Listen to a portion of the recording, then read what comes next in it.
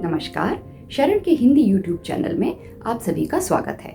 मेरा नाम शर्मिला कर्णन है और मैं दिल्ली में रहती हूँ। आज हम बात करने जा रहे हैं दूध के बारे में कि क्या आज के हालात में दूध का सेवन हम सभी के स्वास्थ्य के लिए लाभकारी है या नहीं। इस बातचीत को शुरू करने के पहले मैं कुछ अपने व्यक्तिगत अनुभव आपके साथ साझा करना चाहूँगी। मैं आज से 1.5 साल पहले वीगन बनी और मेरे साथ मेरे एक परिवार के एक बहुत ही करीबी सदस्य भी बन गई। अब वीगन क्या है? शाकाहारी से एक कदम आगे जब हम दूध, दही, घी, मक्खन, पनीर, चीज़, छाछ अथवा सभी दुग्ध उत्पाद का त्याग करते हैं। मेरी इस करीबी रिश्तेदार को सोरियासिस नाम की त्वचा संबंधी बीमारी थी।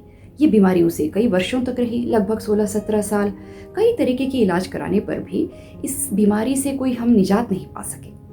जब आज से 1.5 वर्ष पहले मैं डॉक्टर नंदिता शाह, जो हमारी समाज सेवी संस्था शरण की संस्थापिका हैं, इनके संपर्क में आई और मैंने दुग्ध उत्पाद छोड़ा, लगभग 2 या 3 महीने के अंदर ही मेरी ये रिश्तेदार बिल्कुल ठीक हो गई। इस तरीके से मानो जैसे कभी ये बीमारी उसे थी ही नहीं। ये मेरे लिए किसी चमत्कार से कम नहीं था। आप यूँ कह सकते हैं कि मैं वीगन बनकर एक अप्रत्याशित रूप से लाभान्वित भी हुई हूँ। चलिए अब देखते हैं दूध को। मैं इस बातचीत को आज से 5, 6 या 7 दशक पीछे ले जाना चाहती हूँ ताकि हम तुलनात्मक तरीके से समझ सकें कि तब के क्या हालात थे और अब के क्या हालात हैं। 1970 के दशक में भारत में सफ़ेद क्रांति आई। सफ़ेद क्रांति यानी व्हाइट रेवोल्यूशन, जिसके बाद हमारे देश में दुग्ध और दुग्ध संबंधी उत्पाद औद्योगिक स्तर पर बढ़ गए। उसके पहले डेयरी इंडस्ट्री यानी पशु उद्योग भारत में था ही नहीं। लोग मवेशी अपने घरों में रखा करते थे। छोटे शहर थे, गांव थे, कस्बे थे, आबादी कम थी, खुली जगह ज्यादा थी। ये हो सकता था। तब गाय जब बच्चा देती तब लोग उसका दूध ले लेते थे। उसमें भी 2 थन बछड़े के लिए छोड़कर बाकी 2 थनों से इंसान अपने दूध की कमी को पूरी कर लेते थे। गाय का किसी भी तरीके से शोषण नहीं था, क्योंकि उसको किसी तरीके से अप्राकृतिक तरीके से गर्भाधारण नहीं करवाया जाता था। जब गाय बच्चा देती तब हम दूध लेते थे। इसके अलावा बूढ़ी गाय घरों में रहती थी। उसे घरों में ही आंगन में जहाँ पर भी गाय को रखते हैं वहाँ गाय को और बैल को बांधकर रख दिया जाता था। मरणोपरांत लोग अपने खेतों में गड्ढा खोदकर उन्हें या तो गाड़ देते थे या फिर उसको चमड़ी के लिए बेच दिया जाता था। गाय की इज्जत होती थी और बैल का भी अपना ही स्थान था। बैल खेतों में हल चलाते, बैलगाड़ियाँ खींचते और कोल्हू से तेल निकालते। सो प्रकृति के हमारे इस जीवन चक्र में सभी आपस में एक दूसरे के साथ मिले हुए थे। अब लेते हैं इंसान को। उस वक्त पर्यावरण इतना प्रदूषित नहीं था, हवा पानी सब साफ था। शारीरिक परिश्रम लोग बहुत किया करते थे। यातायात की कमी की वजह से एक जगह से दूसरी जगह जाते इसमें काफी दूर चलना भी पड़ता था। औरतें घरों में भी काम करती, खेतों में भी काम करती। जीवन सादा था। हमारे देश की लगभग 80% आबादी खेती से संबंधित उद्योगों में जुटी हुई थी। शारीरिक व्यायाम अलग से ना करने पर भी इतने काम की वजह से व्यायाम अपने आप ही हो जाता था। प्रदूषण की कमी की वजह से, शारीरिक व्यायाम की वजह से और अन्य कई बातें हैं जिनकी वजह से हमारे शरीर का चयापचय, जिसको हम मेटाबॉलिज्म कहते हैं, बहुत अच्छे तरीके से चलता था। जो भी हम खाते थे पच जाता है। उसका अवशोषण, जिसको हम अब्जॉर्प्शन कहते हैं, ये अच्छे तरीके से हो जाता था। हमारे शरीर में चर्बी जमा नहीं होती थी। हम पतले पतले हुआ करते थे। आप आज से 4 या 5 दशक या उससे पहले की YouTube वीडियोस देखेंगे तो आप देखेंगे कि लोग पतले हैं और तेजी से चल फिर रहे हैं। आज के हालात बहुत बदल गए हैं। आज क्या होता है दोस्तों? आज डेयरी एक उद्योग है। इसमें गाय को जबरन गर्भाधारण करवाया जाता है। जब वो एक बछड़ा जन्म दे देती है तब उसको 2 या ज़्यादा से ज़्यादा 3 महीने का शुष्क काल, जिसको हम ड्राई पीरियड कहते हैं, देकर उसको वापस गर्भाधारण करवा दिया जाता है। सो एक समय में गाय गर्भवती भी होती है और वो हमारे लिए दूध भी दे रही होती है। इससे गाय का शरीर या गाय की जो औसतन आयु है, जो 18 से 20 वर्ष तक है, घटकर 4, 5, 6 या ज़्यादा से ज़्यादा 7 सालों तक सीमित रह जाती है। बार बार गर्भाधारण की वजह से गाय 4 या ज़्यादा से ज़्यादा 5 समझ ले बार ये काम कर सकती है। उसके बाद उसका शरीर दुग्ध उद्योग के लिए आर्थिक रूप से कारगर साबित नहीं होता है।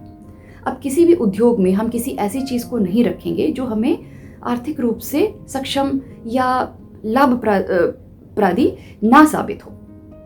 इसलिए गाय को 6 या 7 वर्षों की आयु में हम कसाई खानों या बूचड़ खानों को बेच देते हैं कटने के लिए। हमारे देश के उन राज्यों में जहां इनके वध पे प्रतिबंध है, गायें खुली छोड़ दी जाती हैं, सांड खुले छोड़ दिए जाते हैं, जिससे कि ये दूसरों के खेतों में जाते हैं, दूसरों की फसल का नुकसान करते हैं या फिर कई तरीके से आर्थिक नुकसान हमें हो जाता है। अब जहाँ पे प्रतिबंध है वहाँ से और जगहों से गायों और भैंसों को जल व स्थल मार्ग से दूसरे देशों में भेजा जाता है। पड़ोसी मुल्कों में हम भेज रहे हैं ताकि वहाँ पर ये कट सके। अब हमारा देश भारत उन देशों की श्रेणी में आ गया है जिसमें अधिकाधिक रूप से बहुत अधिक मात्रा में गौ मांस का निर्यात होता है। अब जरा सोचने की कोशिश करें, इसके लिए कौन जिम्मेदार है? क्या हम नहीं? हम ये कह सकते हैं कि हमारे देश की लगभग 30% आबादी शाकाहारी है। हमने नहीं मारा, हम अहिंसावादी हैं। लेकिन अहिंसा के पीछे छुपे हमारे इस जीभ के जिह्वा के लालच की वजह से जो हिंसा हो रही है, हम इससे अनजान अनभिज्ञ कब तक बने रहेंगे? करुणा जीवन का एक मूल उद्देश्य भी है। हम करुणामयी क्यों ना बने? हम इस जिह्वा के स्वाद को क्यों ना छोड़ें? अब देखते हैं गाय के दूध में अब क्या हालात हैं और क्या तत्व ऐसे हैं जो ये दूध अब हमारे लिए हानिकारक साबित होने लगा है। गाय के दूध में पीप होता है। पीप यानी पस। जब गाय के थनों में मशीन लगाकर हम दूध निकालते हैं तो मशीनों को तो पता नहीं होता कि थन में दूध है या नहीं, वो चलती रहती हैं। पहले हम हाथों से करते थे। जब इनके थनों में घाव हो जाता है तो खून और पीप निकलता है जो कि दूध में मिश्रित हो ही जाता है। गाय के दूध में यूरिया है। जब गैर शीतित वाहनों में दूध एक स्थान से दूसरे स्थान पर ले जाया जाता है तब इसमें यूरिया मिलाया जाता है ताकि दूध जल्दी खराब ना हो। कीटनाशक गाय के चारे में होता है, वो भी दूध में आ जाता है। ऑक्सीटोसिन एक ऐसा हार्मोन है जो गायों को दिया जाता है ताकि उनका दुग्ध उत्पाद बढ़े, ये भी दूध में है।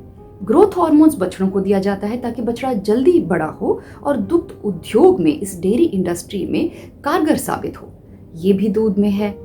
इसके अलावा जब गाय को थनैला यानी कि मेस्टाइटिस हो जाता है, थनों में घाव हो जाते हैं, उससे रख रखाव बचाव के लिए गाय को एंटीबायोटिक्स दिए जाते हैं। इसके अलावा भी जब गाय और भैंसें जिन जगहों पे रहती हैं वो अक्सर साफ नहीं होते, ये कई तरीके की बीमारियों से भी ग्रसित रहती हैं, उसके लिए भी एंटीबायोटिक्स की ज़रूरत है। ये सारी चीज़ें दूध में आ जाती हैं। दूध में एक प्रोटीन है जिसको हम केसीन कहते हैं। वैज्ञानिकों ने शोध में पाया है कि ये केसीन कैंसर वर्धक है। दूध में कोलेस्ट्रॉल होता है, चर्बी या वसा होती है। दूध में रेशा यानी फाइबर लेश मात्र भी नहीं होता।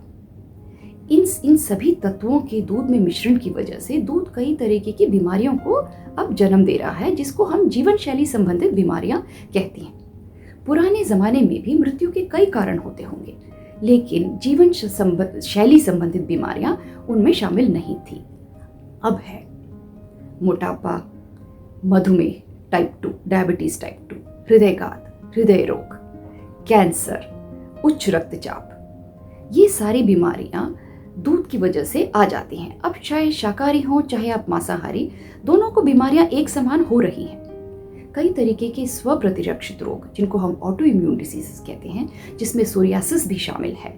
Psoriasis, lupus, rheumatoid arthritis, hypothyroidism, hyperthyroidism और मल्टीपल स्क्लेरोसिस इत्यादि और भी कई रोग हैं जो कि दूध की वजह से पैदा हो जाते हैं। जब हम दूध का सेवन कम करते हैं, ख़त्म करते हैं, ये बीमारियां अक्सर स्वतः गायब हो जाती हैं, हम ठीक हो जाते हैं। अगर आप भी इनमें से किसी भी बीमारी से ग्रसित हैं और आप निजात पाना चाहते हैं, क्या आपने खुद को कभी दवाइयों से ठीक होते देखा है? हम खान पान और जीवन शैली से संबंधित इन बीमारियों को खाने पीने के तरीके से ही हमारी समाजसेवी संस्था ठीक कर देती हैं। हमारी डॉक्टर नंदिता शाह किसी भी दवाई को नहीं कहती हैं कि आप ये खाएं, वो खान पान को बदलने की सलाह देती हैं। अब हम ये नहीं कह सकते कि हमारे पूर्वज गाय भैंस के दूध का सेवन करते भी थे और वो ठीक ठाक भी रहते थे। ये पहले के ज़माने की बात है। अब हमारे शरीर की प्रतिक्रिया अलग हो गई है। अब हम दूध और दूध से संबंधित उत्पाद का सेवन करके बीमार रहने लगे हैं। अब वक्त ये आ गया है कि हम इसके बारे में सोचें। हम आदत से मजबूर होकर चलते हैं। हमें शुरू से ये बताया गया है कि गाय भैंस का दूध आपकी सेहत के लिए अच्छा है, बच्चों को दूध जरूर पीना चाहिए। हमें याद होगा कि हमारी माएँ हमारे पीछे एक एक गिलास दूध लेकर दौड़ा करती थी, लेकिन हम दूध पीने से इनकार करते थे। इसका एक वैज्ञानिक कारण भी है। जब हम छोटे होते हैं, हमारे शरीर में लैक्टेज नाम का एक एंजाइम होता है जो कि दूध के पाचन में सहायक होता है। जैसे जैसे हम बड़े होते हैं, 3 या 4 वर्ष की आयु में ही ये एंजाइम खत्म हो जाता है। इसीलिए आप देखेंगे कि जब आप बच्चों को दूध पीने के लिए कहते हैं, बच्चे अक्सर दूध से दूर भागते हैं। उन्हें यह अच्छा नहीं लगता। फिर उनमें हम कई तरीके की चीज़ें मिलाकर उनको जबरन दूध पिलाने की कोशिश करते हैं। हम ये क्यों नहीं सोचते कि इस आदत को छोड़ा जाए? क्या आपने कभी सोचा है कि हमारे देश में चाय की आदत कब से आई? दोस्तों, हमारे भारत में चाय के पहले बागान अंग्रेजों ने लगाए थे। उसके बाद हमने चाय पीनी शुरू कर दी, उसमें दूध और चीनी भी मिला लिया। अब अंग्रेज तो यहाँ से चले गए, लेकिन हमें चाय की आदत लग चुकी है। चाय हमारे देश में आने के पहले जरा सोचें, एक आम हिंदुस्तानी सुबह उठने पर क्या ही पीता होगा। हमारा शरीर क्षारीय है, यानी कि एल्कलाइन। दूध एसिडिक है, यानी अम्लीय।